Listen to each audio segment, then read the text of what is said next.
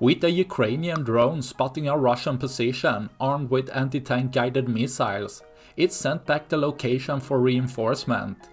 As it spots several missiles in between some trees, it starts dropping small grenades with precision.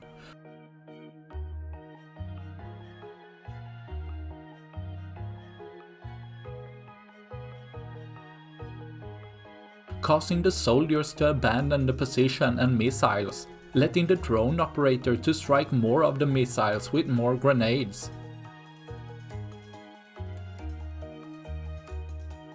Even getting help from a FPV drone coming to strike the position, taking out multiple anti-tank guided missiles and removing Russia's position to target Ukrainian equipment. That's all I had for this video.